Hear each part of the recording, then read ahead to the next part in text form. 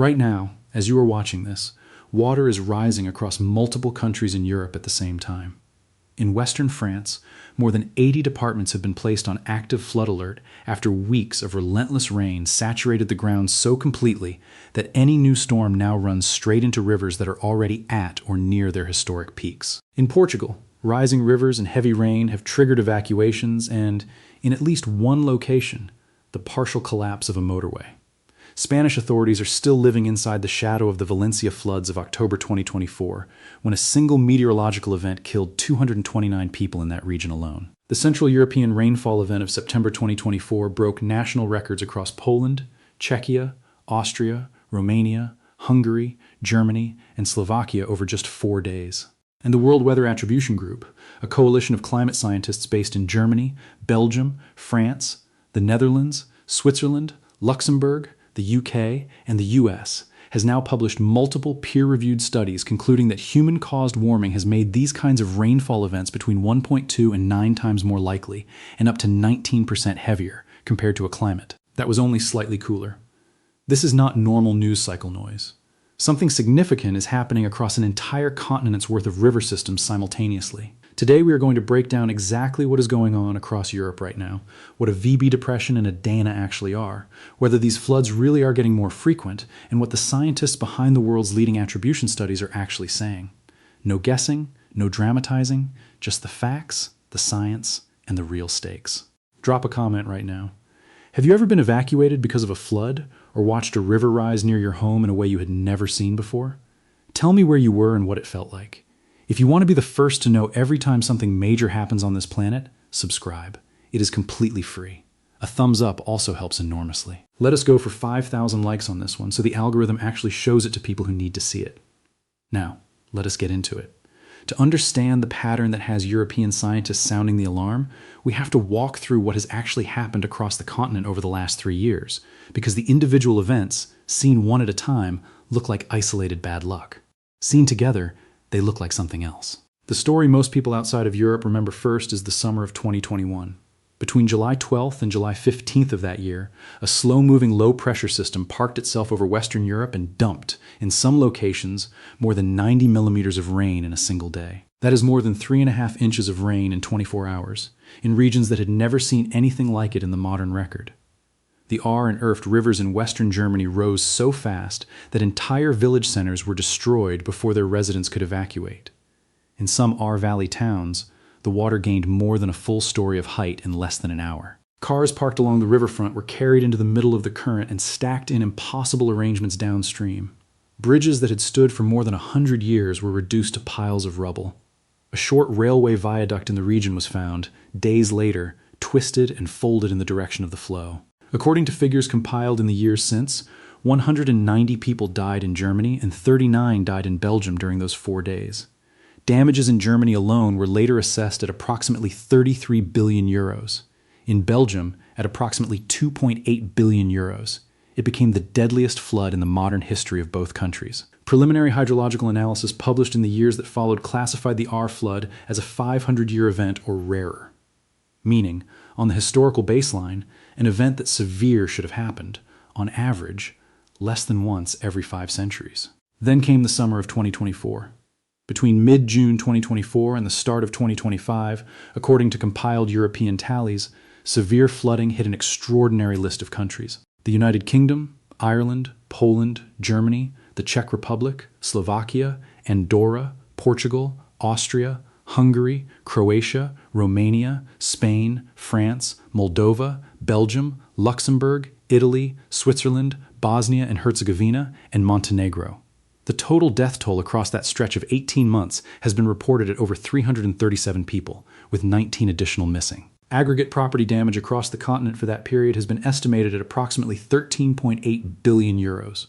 But even inside that 18-month window, 2 events stand out. The first is Central Europe in mid-September 2024. Over just 4 days, a rare kind of weather system dumped record-breaking rainfall across parts of Poland, Czechia, Austria, Romania, Hungary, Germany, and Slovakia at the same time. Multiple national rainfall records fell in a single week. Emergency management systems across those 7 countries, which had been reinforced after the 2021 disaster, held up better than in past events. The estimated death toll from this Central European flood event came in around 24 people, which, in the context of what the rainfall alone would have implied, was a genuine act of prevention. To put that in context, a comparable rainfall footprint in the year 2002 killed more than 230 people across roughly the same region, and the 1997 Oder floods in Germany, Poland, and Czechia killed more than 100. The second event is Valencia, Spain, in late October 2024. Over a matter of hours, an atmospheric mechanism the Spanish call DANA, which stands for Depression Aislada on Niveles Altos, or isolated depression at high levels, unleashed catastrophic flash flooding across the eastern coast of Spain. 229 people died in the Valencia region alone. The total Spanish death toll from the event was around 237. To put that number in context, that is more people killed by a single meteorological event in a single afternoon than had died in any Spanish natural disaster in the modern era. In towns like Paiporta and Xiva, on the outskirts of the city of Valencia, floodwater rose several meters in a matter of minutes, catching residents in ground-floor apartments, underground parking garages, and cars stuck on flooded roads. Videos from that night, of vehicles being swept through streets that had been dry when their drivers set out, of shopping trolleys and dumpsters and entire families of cars piled up against underpasses, went viral across every social media platform and prompted street protests in the following months over the government's warning system response. Multiple demonstrations continued in Valencia into 2025, demanding the resignation of the regional president over how alerts had been issued and how the emergency response had been coordinated. It became one of the defining political stories of the year in Spain, and the pattern has continued into 2026. In mid-February of this year, western France was hit with widespread flooding that left at least 2 people dead and, as of the reporting date, 81 departments on active flood alert. Portugal recorded heavy rains, evacuations, motorway collapse, and heightened landslide risk during the same window. Storm Nils battered the French Atlantic coast around the Arcachon Basin, tearing sails from boats and uprooting pine trees along the beachfront. And just a few weeks after all of that, the European Scientific Advisory Board on Climate Change published a formal report calling on European Union member countries to urgently coordinate their adaptation strategies for flooding, wildfires, repeated heat waves, and droughts, because the pace of climate-driven events was outstripping the pace of national response. That changed fast. Now, to understand why so many rivers, in so many countries, are behaving in ways that historic records did not predict, we have to talk about 2 very different weather mechanisms that keep showing up in the attribution studies. The first is the DANA. The second is called a VB depression. And behind both of them sits one very old piece of atmospheric physics called the Clausius-Clapeyron relation. A DANA is a pool of very cold air that gets cut off from the main jet stream high in the atmosphere and stalls, often over the western Mediterranean. When that pool of cold air sits directly on top of an ocean surface that is now several degrees warmer than the historical average, the temperature contrast between the 2 layers becomes enormous. Warm, moisture-loaded air from the sea surface rises violently into the cold pool. It condenses, and it rains. Not the kind of rain that comes with a passing storm, but the kind that comes when a stationary low-pressure system parks itself over a coastline and does not move for hours. Because the DANA can stay in place for a long time, it can deliver, into a small geographic area, months' worth of rainfall in an afternoon. A VB depression, sometimes written with a lowercase v and the letter B, is a specific kind of low-pressure track first identified by 19th century meteorologists. It forms when cold polar air pushes south over the Alps and meets very warm, humid air rising up from the Mediterranean. The result is a low-pressure system that sweeps into Central Europe, often across Austria, the Czech Republic, southern Poland, and eastern Germany, and dumps enormous amounts of rain on the mountain slopes that feed the Elbe, the Oder, and the Danube rivers. VB depressions have caused most of the historic large flood catastrophes in Central Europe going back centuries, including the 1997 and 2002 events. The September 2024 Central European floods were driven by a classic VB setup. To put both mechanisms in context, the key ingredient in both cases is warm, moisture-loaded air. And this is where the Clausius-Clapeyron relation comes in. The physics is simple. For every 1 degree Celsius of atmospheric warming, the atmosphere is able to hold roughly 7% more water vapor. A warmer atmosphere is a wetter atmosphere. And when a warmer, wetter atmosphere is finally forced to drop its moisture, whether by cold polar air or a mountain range or a stationary cold pool, it drops more of it, faster. The World Weather Attribution study of the July 2021 floods put concrete numbers on that intuition. The scientists concluded that human-induced warming had made the maximum 1-day and 2-day rainfall accumulations from that event roughly 3 to 19% heavier, and had made an event of that severity between 1.2 and 9 times more likely, compared to a climate that was only about 1.2 degrees Celsius cooler. In a follow-up peer-reviewed publication, researchers went further and said that both the intensity and frequency of such events are expected to increase further with continued warming. That is not a minority opinion paper. That study was signed off by researchers from Newcastle University in the UK, from universities and meteorological agencies in Belgium, France, Germany, Luxembourg, the Netherlands, and Switzerland, and by scientists in the US. It has been peer-reviewed. It has been repeated. And it lines up with the physical intuition, the ocean temperature record, and the actual behavior of the individual storms. Similar work published in the journal Nature and other peer-reviewed venues has shown that the spatial extent of European floods has grown over the past 70 years, and that river flooding across Europe is becoming more spatially synchronous, meaning multiple river basins in multiple countries are hitting flood peaks in the same weeks more often than they used to. Additional research has documented that the timing of European floods across northern and western regions has been shifting, with reduced snowmelt now dominating the largest flood events in the north, while heavy summer precipitation dominates the largest events in the west. Different regions, different mechanisms, same underlying signal. There is one more piece of the puzzle.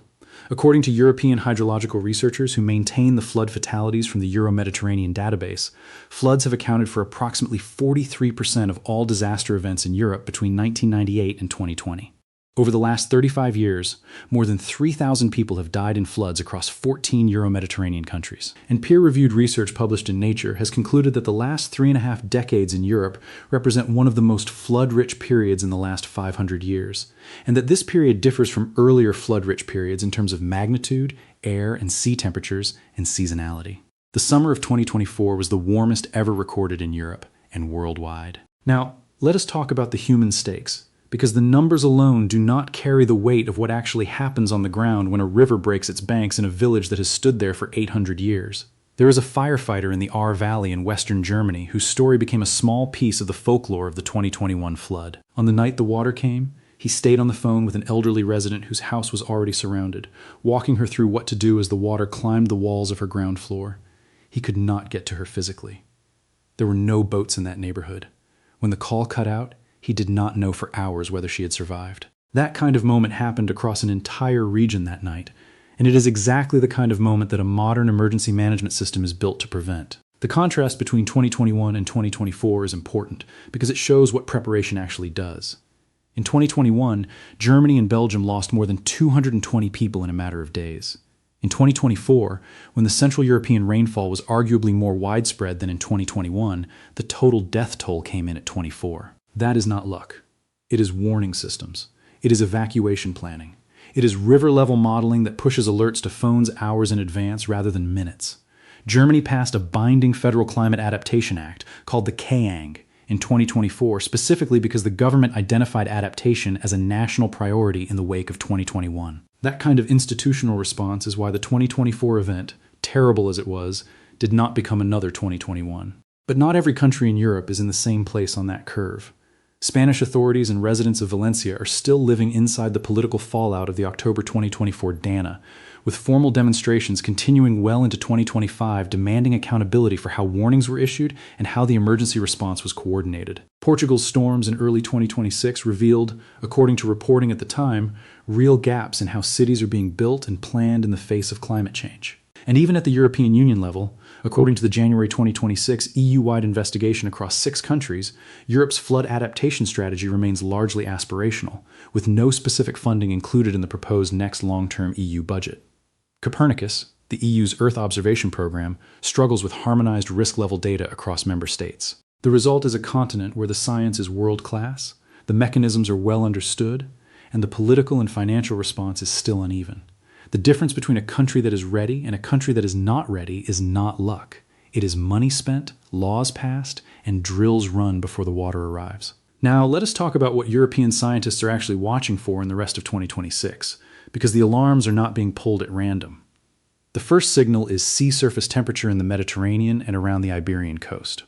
Warmer sea surfaces load more moisture into the low atmosphere, which is exactly what a DANA needs to become catastrophic. Copernicus and National Meteorological Services publish updated sea surface temperature charts continuously, and unusual warmth in late summer over the western Mediterranean is a flashing yellow light for flash flooding in Spain, southern France, and Italy in autumn. The second signal is the position and behavior of the jet stream. Both Dana's and VB depressions form when the jet stream buckles or breaks in specific ways.